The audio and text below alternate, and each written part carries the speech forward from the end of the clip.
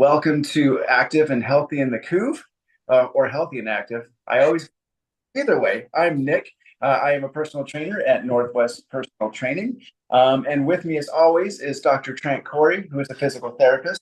And I'm excited for today's talk. We just got our results back from a senior fitness study at Northwest Personal Training, and the statistics are really cool. I'll just run through them real quick.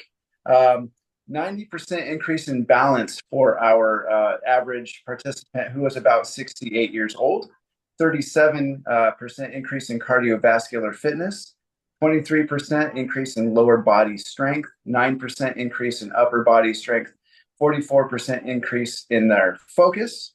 And that's more of like a perceived focus, I think. 39% increase in energy. Again, that's like a perceived energy that they filled out a form beforehand and kind of what's your perceived energy, and then afterward, what's your energy.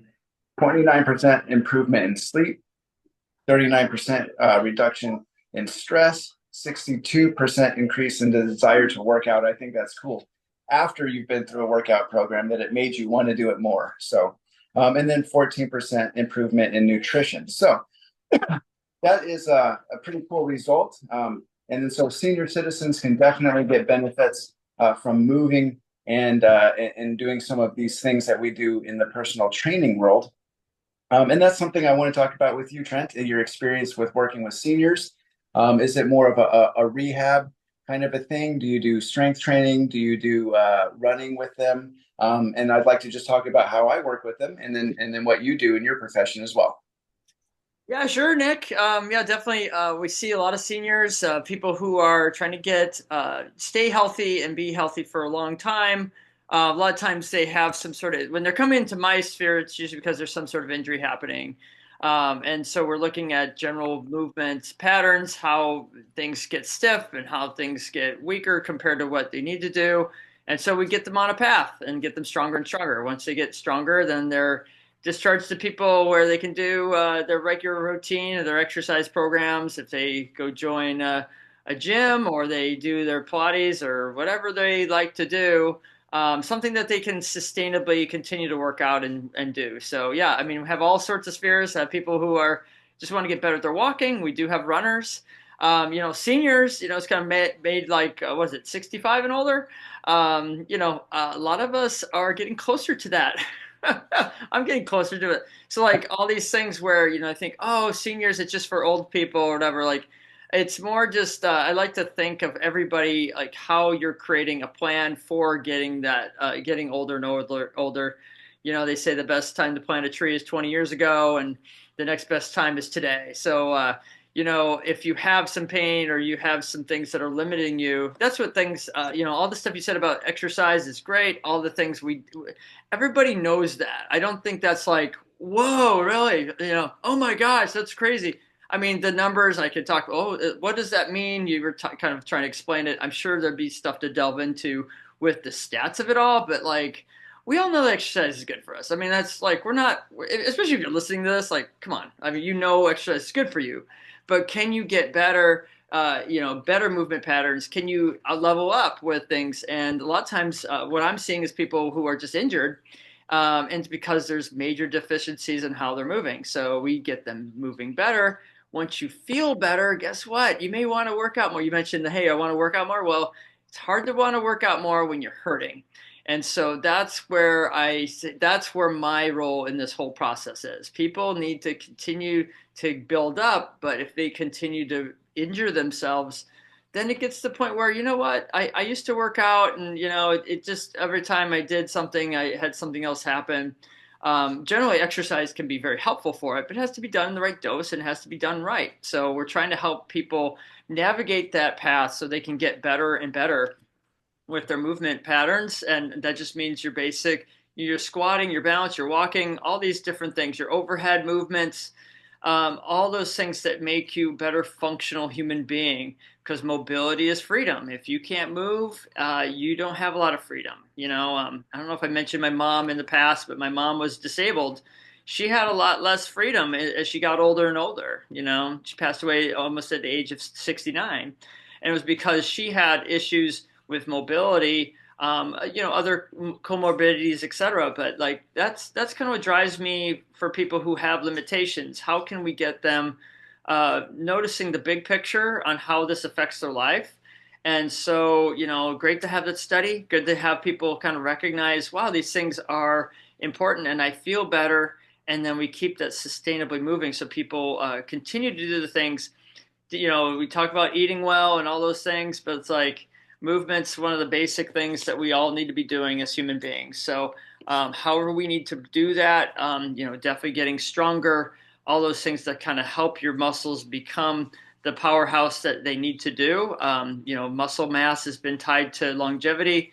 And so that's one thing we got to continue to promote, keeping people healthy and active, as our podcast describes. So, Exactly. yeah, it's been great.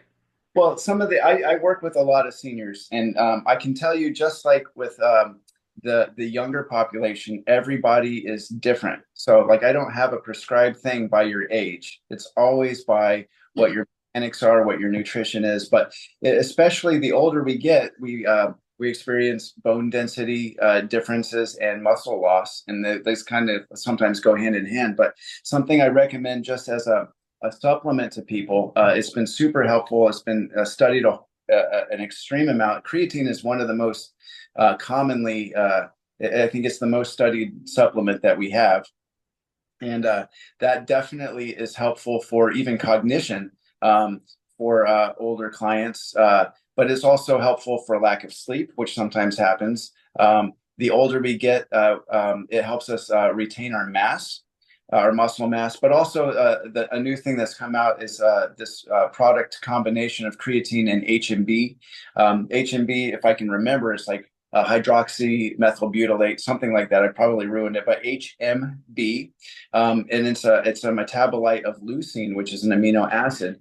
And the studies are showing that, especially in the senior population, it helps not even just reduce the loss of muscle mass, but helps them gain muscle mass, which is such a hard thing, especially when senior women aren't eating enough calories to begin with, but especially not being able to get enough protein. This definitely helps with that. So that combination, again, it's creatine with HMB, and that's super helpful in a lot of different ways. But just for the strength factor, for the retaining muscle mass and creating that a better bone density, that's the supplement that I go to for most people.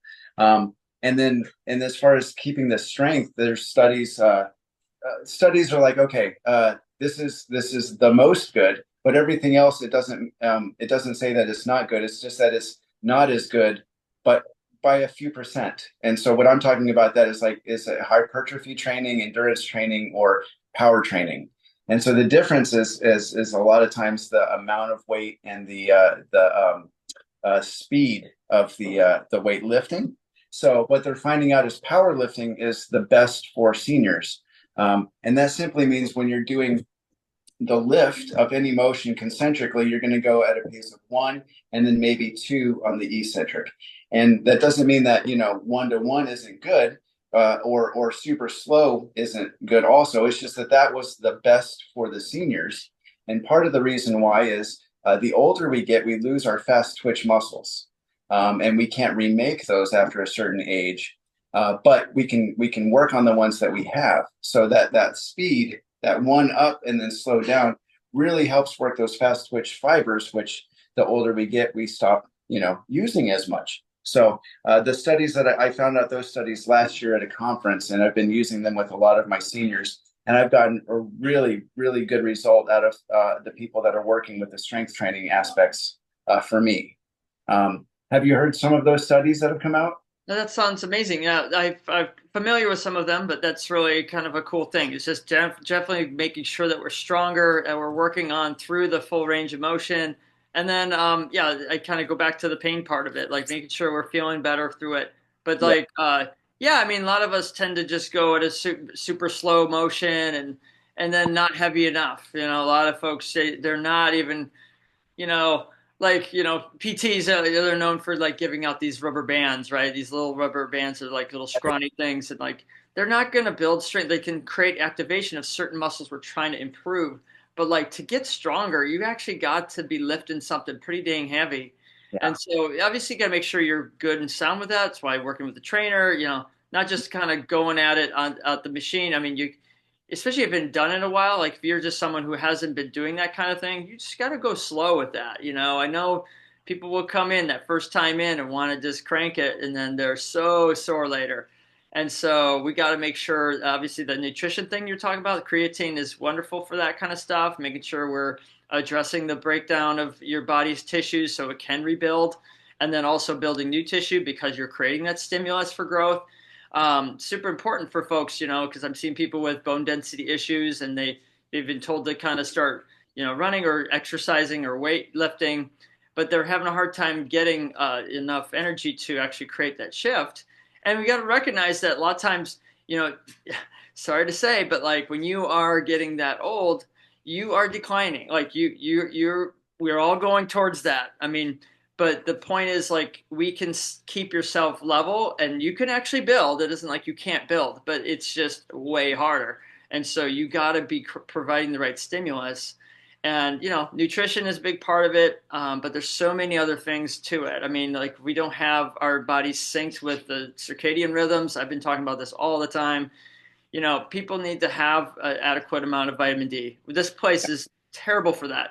We Right. got to make sure that you should be like, I'm gonna say, I'm not gonna do the you should be's, but like, supplementation of vitamin D should be, at least considered. And, you consult whoever you need to can look into that. But we need that to assimilate the calcium into our cells.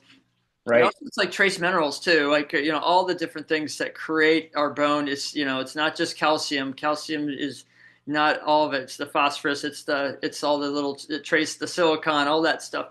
I mean, that's important for bone health, and a lot of us are not. And if you don't have, even if you're trying to stimulate, because everybody talks about Wolff's Right. law being as you build it, your body adapts. But like, if you don't have these right things as raw materials and the body's not in sync with it, you're not going to get that process to happen as readily as you would like it to be. You're like, well, why isn't the magic happening? Well, you got to do stimulus in the way you're talking about and making sure that's going right. So, Well, I'd love to talk about that D part of it too, because the more I've studied about nutrition as a nutrition coach, I'm finding D3 and D2 together help send uh,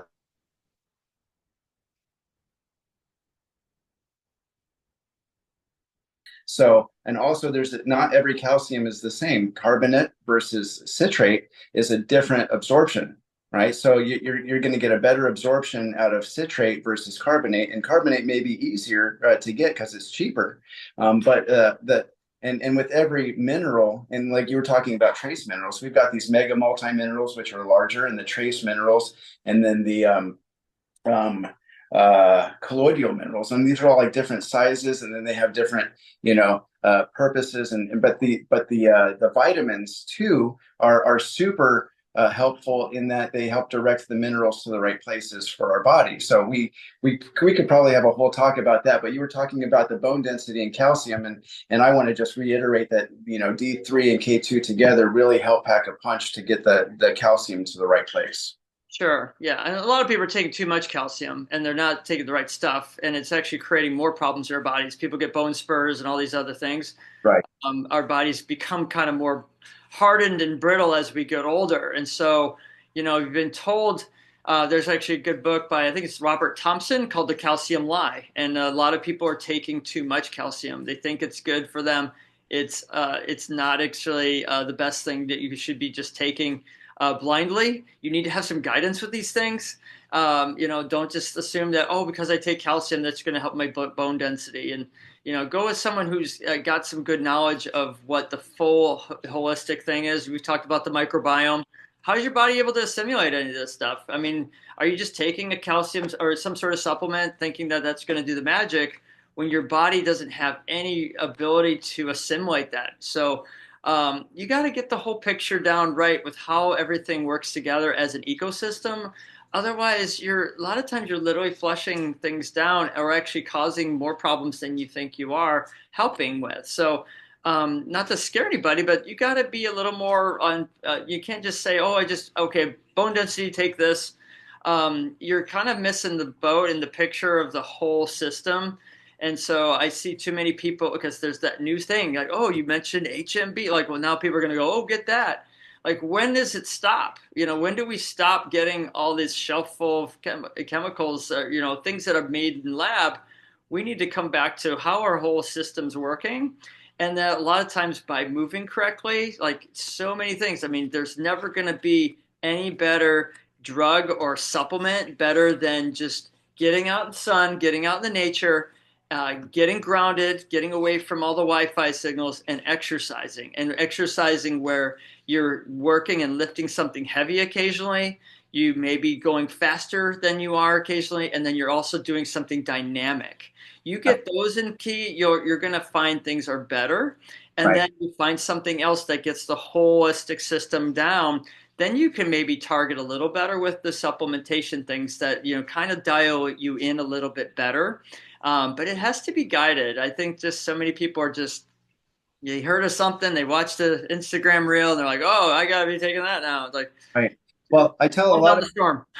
with the HMB, if you're younger, it's pointless because you're getting enough protein. The HMB is more of a supplement for like the people who can't move that well and are losing muscle mass, like a stroke or like the elderly who don't want to eat that much. So if you're eating enough protein, then the HMB probably isn't, the thing for you. But like you said, what's key? Nutrition and movement and treating it as a whole. But absolutely. Yeah, Um, awesome. but for me, some of the other key elements for dealing with seniors is balance. I'm a big on balance, but with strength training at the same time. So I never neglect building a strong, firm foundation, especially in all the ways that we've talked about before. I do a lot of footwork first with my seniors, and then a lot of core work at the same time, building the adductors so that it can give a stable base for the pelvic floor, and then all the things that we've talked about up, so that we're not just getting all of these unstable positions for the seniors. So we're building like bird dogs, for instance, are super easy on your hands and knees in theory, but you can make them difficult by going slow and then controlled and then secure all the core muscles so that it becomes a strength training and a balancing at the same time when it's slow and controlled. But otherwise, you could just like go through the motion and it becomes an irrelevant non-workout kind of a thing. But it can be one of the best things for seniors to develop balance and strength at the same time, in my opinion. No, absolutely. Yeah, definitely. You get things going. You think about the developmental sequence. You get somebody on hands and knees. It's like the crawling pattern as a kid, right? So you're going back to basics and working on getting stability through your hips and your shoulder girdle and your core, getting the feeling of that and getting that strength back to where it used to be, at least a little more activated than it's used to. Because most people, what do? They lay down, they sit up, and they walk, right? And that's about it. And then you mentioned about the stability part with balance. A lot of people when they're walking, they're essentially just kind of falling from one foot to the other. They really can't balance on one foot for very long. So they're kind of just, you'll see them. They just kind of they look very unsteady, and so that's a huge factor, right? Breaking bones. One of the biggest factors for seniors is like a fallen home, and that's one of those ruiners of independence, right? When you have to go to the emergency room, you have to get help and care, and a very expensive and costly surgery that takes you many months to get back from. Yeah, you come in with a trainer, you come in with PT and work on these things. These proactive steps are so important. And like we could talk about it all the time, and like insurance sales people talk about this too, right? We need to make sure we're creating an insurance policy on our movement, that we're ready to be stable and strong for a lifetime, and that we understand that the stakes are high here. That, as you get more difficult balance, I mean, yeah, my father-in-law was in town and we played pickleball, and we thought he'd be okay, and he just got a little aggressive. He just leaned a little bit over and he couldn't pick his feet up and he went down. And so, kind of felt some pain in his ribs. I mean, he made it through. I think he's okay, but like, it becomes very revealing. He's 70, and like a lot of these things are, I think sometimes it's overconfidence because you have done it before. You're able, oh, I've done that. I can play, that, but it just changes so much. I mean, even like 2 weeks off of an exercise program creates this way different feeling in your body. Or they Right. mentioned like ICU patients, yeah, 2 weeks later, they've lost an insane amount of muscle mass. It's Oh insane. yeah. Oh And yeah. so the more we can kind of create that environment where you stay strong, stay steady with it, and then you kind of work on those things where you're on the edge of that difficulty, but you're in a safe position, then you have better ability to respond when those things do happen. And so you're much better prepared. And that's what it is. It's Yeah. about preparation, right? Yeah. Absolutely. Yeah. I just on that note, before we have to go, I have a client who she's a senior. I think she's in her mid 80s, I would say. I don't want to kind of give her away, but she can deadlift a 90, no, I'm sorry, 100-pound kettlebell regularly. We do about 5 times when she's in. And she lives for that part. We build up to it, we warm her up, and we do all kinds of stuff. She loves it. And then when she had to have surgery, she was off for a few weeks, and it kind of went down to 50 pounds for that kettlebell lift. And she was really frustrated with that. And she can kind of feel like her health and strength be different. And then when we worked her back up to that 90-pound, she just, and she's got lots of arthritis in her body. She's got posture issues, but she lives for that strength because she feels it to her bones that it makes her healthier. And she might be a senior that you would look at her and underestimate her strength, but she is powerful. And Yeah. and, and she's been doing that with us for I don't know how long, but it's been like a decade or more. And so she is amazing. She is an inspiration. And so I encourage a lot of my seniors to do heavy weights, but we have to grow appropriately into those. Mhm. But also, and we're running out of time, but mobility is a huge issue. So I work a lot with mobility. And you mentioned the child cycle, the baby cycle. I actually just went through that whole thing with one of my seniors to show him how you start moving. We went from the ground up. The first thing is to like lift up the head, and we kind of went through how different his body feels in his 70s now than even going through these movement patterns that a baby has, just trying to lift the head, trying to lift the body up before you even get to the hands and knees. Yeah. And an incredible experience for him. And he's loving it because he's feeling mobility in his body, not just strength. We started with strength training, but now we're getting more into like deeper mobility, and he says it's changed his life. Great. That's amazing. Yeah. Go through that developmental sequence. It'll pay off. That's great. Yeah. Well, cool. Well, I have got to start wrapping it up, but I love talking about this stuff. So maybe we can start talking more about some of the developmental sequences because I don't think we've gone over that, and I love those things, just the basic core movements and how we work out. And I love animal mobility things too. So we got a lot more to talk about, and maybe some guests coming up soon. So that's exciting. Very cool. Awesome, Nick. Good to talk to you as always. It was a good conversation. Thanks. If you have anything to post, send it to me, and I will have links below. All right. All right. Have a good one. All right.